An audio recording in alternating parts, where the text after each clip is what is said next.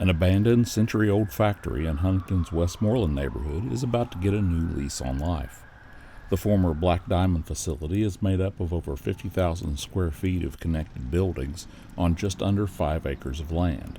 Shut down in 2013, over the years the plant produced everything from metal parts for World War I biplanes to World War II Jeeps, mine cars, structural steel beams, and refurbished electrical transformers, to name just a few.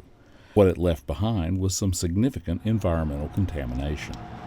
Oh my gosh, we were here years ago for the first initial discussions, just talking about this property. And you talk about an eyesore, and it was awful. There was a lot of issues with the property, a whole lot of dumping and illegal use and activities going on with the property and things of that nature. So when Coalfields first got interested in the property, there was a lot of front-end work on it, especially on the property ownership aspects as well. So it took a lot of front-end digging before it could even begin to get started. The property was acquired in 2019 by Coalfield Development Corporation, a nonprofit organization focused on rebuilding the Appalachian economy from the ground up. I drive past it every day, and it's sort of got so much potential. We call it sort of the Iron Cathedral, and we knew no one else was going to tackle it, and we knew we could turn it into something amazing. But it takes some ingenuity, creativity, and a lot of patience, and that's what we have a lot of. The property has been through the DEP's Voluntary Remediation program.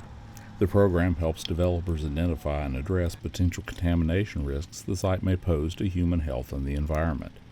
Established cleanup standards are used to decide if a site represents an unacceptable risk.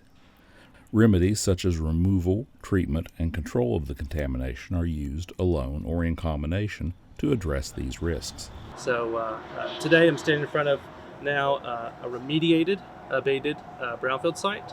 That was the biggest barrier for the project. It had a lot of contamination. Things like volatile organic compounds, heavy metals, asbestos, and PCBs. It's very satisfying, especially to see it come through such a remediation process. You know, there was about 400 tons of material that was remediated in this space to get it a clean bill of health. So it's doing it the right way that'll create good impacts. And excited to move it forward into renovation. The property is adjacent to a busy CSX rail line with industrial scale utilities available and nearby access to US 60 and I-64. It's also in the middle of a residential neighborhood. Day one for this project, we organized a community advisory group, and so they've been providing a lot of input on what was the economic impact back in the day when this was a hub that was buzzing with activity and opportunity. And then what do we want to see it become moving forward? Coalfield Development held a groundbreaking ceremony and a tour at the site this past week. The organization has some big plans for the facility, including advanced energy manufacturing, materials reuse, and leasable space for more than 30 small businesses, plus space for on-site workforce training. The first phase will be a headquarters renovated in the last third of the building for our largest social enterprise, Solar Hauler. They're currently outgrowing our space over at West Edge, which is a good problem to have. And so they'll move in by the end of next year is when we'll have that space open. The space directly behind me will be an expansion of our upcycling program. So we have a wood shop that upcycles old barn wood and dilapidated materials into value-added products. And so we want to make a hub for that type of work here as well.